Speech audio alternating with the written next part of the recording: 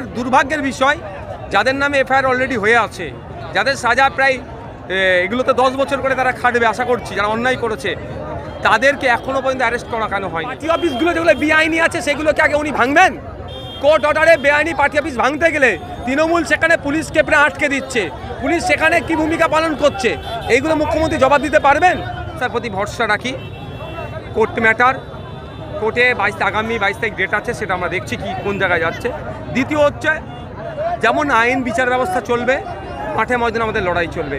আগামী দিনে এই ধরনের ঘটনা না ঘটে, এই ধরনের আবু সিদ্দিক হালদার, এই ধরনের শিকারী মুরাদের মতো কোনো পরিবার না আর ক্ষতিগ্রস্ত হয়, তার জন্য আমরা মাঝে প্রতিবাদ সভা করছি।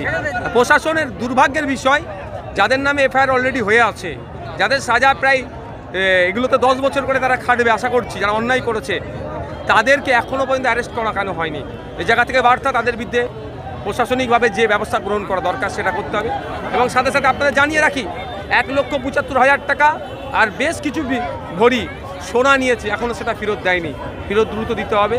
এবং পরিবারকে ক্ষতিপূরণ সহ যে ডিমান্ড আমরা করেছি সেগুলো বাস্তবায়ন করতে হবে, সেইটার জন্য আমাদের প্রতিবাদ সভা। এলাকাতে সিআইডি সেজে আবু সিদ্দিকের বাড়িতে আসা হচ্ছে, কর্মীদের জন্য কি বার্তা দেবেন? এটা একটা আতঙ্কের বার্তা। এখন পরিবেশ এরকম তৈরি করার চেষ্টা করছে, আদৌ হয়তো তারা সিআইডি নয়, সিআইডি সেজে এই কাজ করার চেষ্টা করছে। তো আমি বলবো, একটা কথা বলেছি আজকে, যারাই আসুক না কেন সিভিল ড্রেসে আসলে তাদের কাছ থেকে অবশ্যই আইডি কার্ড চাওয়া দরকার। ভাঙড়ে পুলিশ সেজে সাধারণ মানুষরা মোস্তাক তৃণমূলের গুন্ডা বাহিনী অনেকবার ধরা পড়েছে, এবারে সিআইডি সেজে আসা হচ্ছে, কি বলবেন? সেই জন্যই তো দেখছি আমরা, সেই জন্যই আমরা বলেছি আইডি কার্ড চেক করতে। বলছিলেন দাদা, গতকাল কুলপি ব্লকে ব্লক সভাপতিকে ধরে মারধর করা হলো এবং মানে বিডিও অফিসের মধ্যে, কি বলবেন সেই প্রসঙ্গে? দেখুন, কে কাকে মেরেছে, কি তার গোষ্ঠীদ্বন্দ্ব না বিরোধীরা মেরেছে, কোন বিষয়?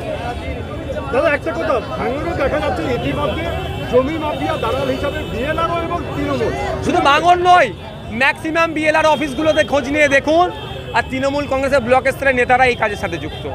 আমরা এর বিরোধিতা করছি। বিধানসভার মধ্যে ভূমি সংস্কার দপ্তরের মন্ত্রী মাননীয় মুখ্যমন্ত্রীকে সতর্ক করেছিলাম, আমি সজাগ করেছিলাম, এর বিরুদ্ধে ব্যবস্থা গ্রহণ করুন। কুকুর ভাষা হয়ে যাচ্ছে বিএলআর অফিসগুলো। ইতিমধ্যে মুখ্যমন্ত্রী বিভিন্ন জায়গায় নির্দেশ দিয়েছেন যে বেআইনিভাবে ঘরবাড়ি করা যাবে না, এটা কি চিঠি দেখছেন আপনি? দেখুন, নির্দেশনা তো উনি অনেক ভালো দিয়েছেন, কিন্তু এই নির্দেশনাটা কতটা কার্যকারী হবে? পার্টি অফিসগুলো যেগুলো বেআইনি আছে সেগুলোকে আগে উনি ভাঙবেন। কোর্ট অর্ডারে বেআইনি পার্টি অফিস ভাঙতে গেলে তৃণমূল সেখানে পুলিশকে প্রায় আটকে দিচ্ছে, পুলিশ সেখানে কি ভূমিকা পালন করছে, এইগুলো মুখ্যমন্ত্রী জবাব দিতে পারবেন?